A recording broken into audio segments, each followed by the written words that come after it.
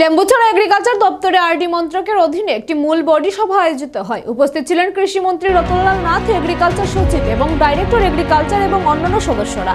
কৃষিমন্ত্রী রতনলাল নাথ বলেন, 8টি জেলায় 19টি প্রজেক্টের কাজ চলছে। তিনি বলেন, অন্যান্য রাজ্যে গ্রাউন্ড ওয়াটার 100% তুলে ফেলে আর আমাদের রাজ্যে গ্রাউন্ড ওয়াটার 9% উঠানো হয়।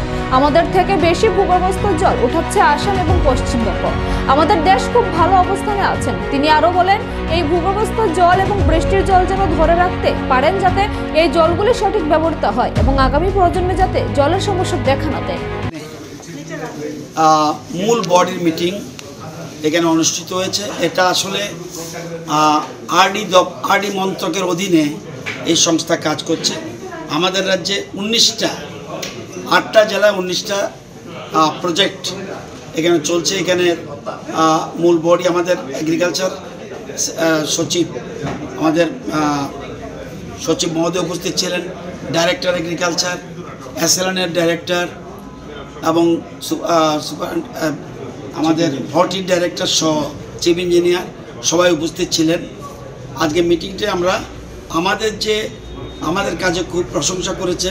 একটা ইন্ডিভিজুয়াল এজেন্সি থেকে দিয়ে ইনকোয়ারি করানো হয়েছিল, খুব ভালো কাজ হয়েছে।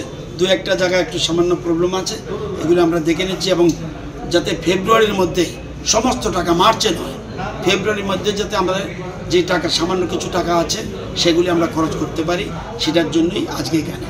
সবচেয়ে বড় কথা হলো, এটা অন্যান্য রাজ্যে বহু সংকটে রয়েছে, যেমন পাঞ্জাব, হরিয়ানা, রাজস্থান, তারা গ্রাউন্ড ওয়াটার 100% তুলে ফেলে আর আমরা মাত্র 9% তুলি।